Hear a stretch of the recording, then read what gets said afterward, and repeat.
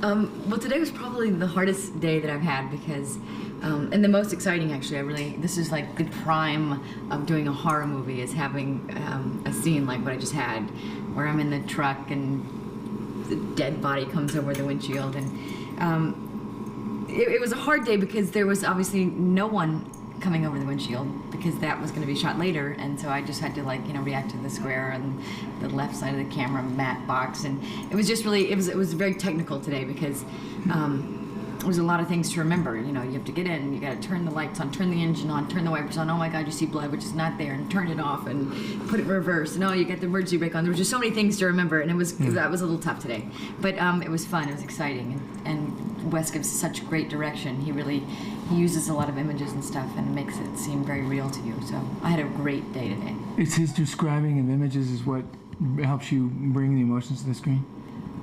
Yes, absolutely. He's an amazing director. I'm so excited to work with him. I remember sitting next to him at lunch one day and I thought, I can't believe I'm actually going to do a movie with Wes Craven, a horror movie.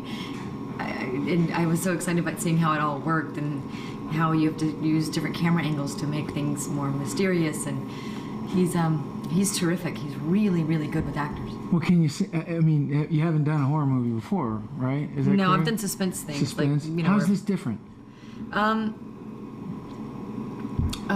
Let's see, how is this different? Well, this is done by the master of horror movies. I mean, it feels different. Everything. He's so calm and he knows exactly what he's doing, and he knows how to pull an emotion out of you, like that. Get an example.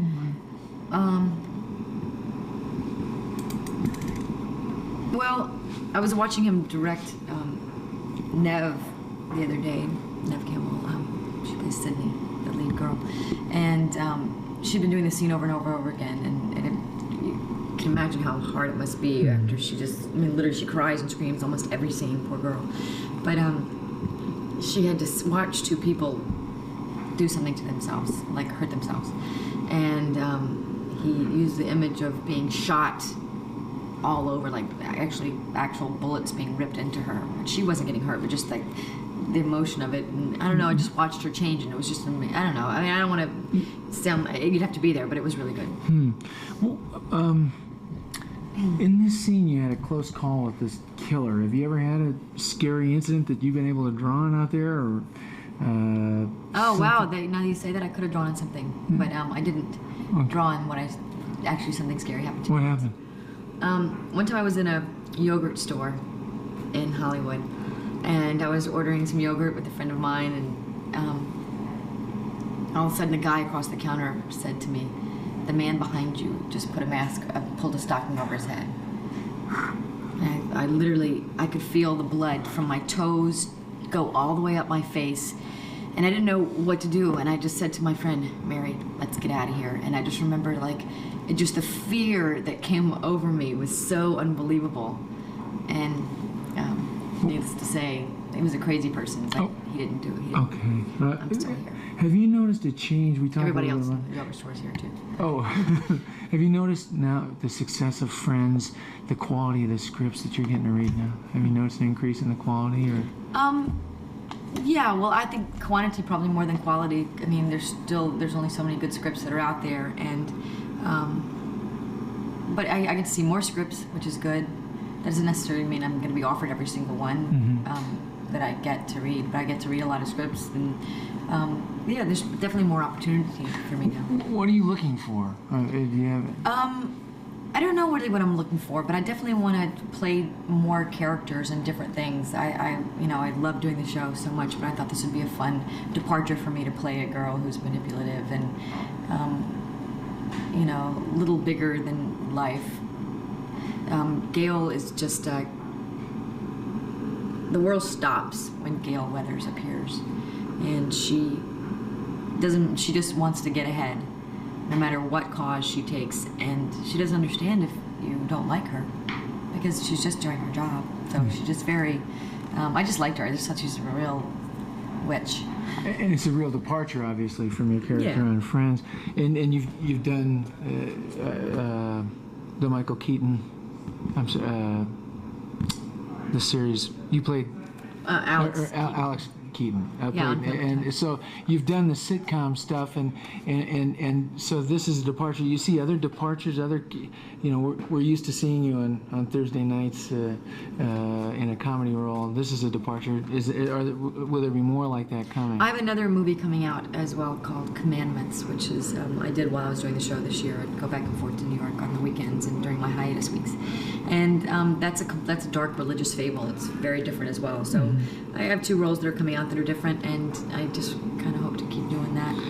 Do you feel Unless, believe me, if some great romantic comedy came along, I'd like to do that too. But I didn't read anything that I thought that I was offered that was great. I see. Do you feel, Friends is such a tremendous success. Do you feel a pressure to maintain that level of success with every next project that you take on? Sure, I think. I mean, you're not really supposed to think that way. I don't think. I mean, I think I'd like to not think that way. I just want to do the best job I can do. But sure,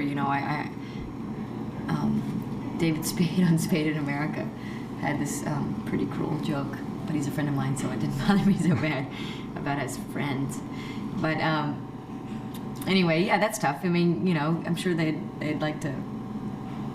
I'm sure reading the reviews will be interesting, but you just do the best job you can do, and you just don't worry about what other people are going to think, I guess. Which do you prefer, film or television? I think it's a great combination. I love doing what I do on the show. I think it's a great schedule. I love the people. I think the writing is phenomenal, and I have such a good time on the show. But this is just a whole new energy, and you get a chance to work a little. Well, no, that's not true, because on Friends we get to do things over and over again too. I don't know. It's obviously a slower paced thing, but you get to delve into. I don't know. I don't know what's the difference. It's just a slower paced thing, but it's great because you still get to become close with a new group of people, and I just love change, so it's great for me. Helen Hunt was talking about she enjoyed doing Twister because it gave her a chance to, for lack of a better word, to lounge. I mean, she might have 3 hours between a shot, and when you're doing a weekly, boom. Oh yeah, there's no time. And when they say we're on a 5-minute break, they really mean 5-minute break. So there's not a lot of time to get anything done. Where here you do, although Wes and his camera crew they're really fast. So I mean, it's not like doing Twister where you're waiting for a tornado to be set up. Well, in terms of Friends, do you think it's more fun for you to do it than it is for us to watch it as an actor versus? I mean, I sit there. Well, it depends on what day of the week it is. There are certain days that are easier than others. Thursday, the day we read through the script on one day, and the next day we block it out. The first blocking day is a little tough because you got to decide where you're going to go, and there's so much figuring out. But no, I think it's about equal. Okay. I mean, taping the show is great. I think my favorite day is camera blocking day, though. Is it? Yeah. Okay.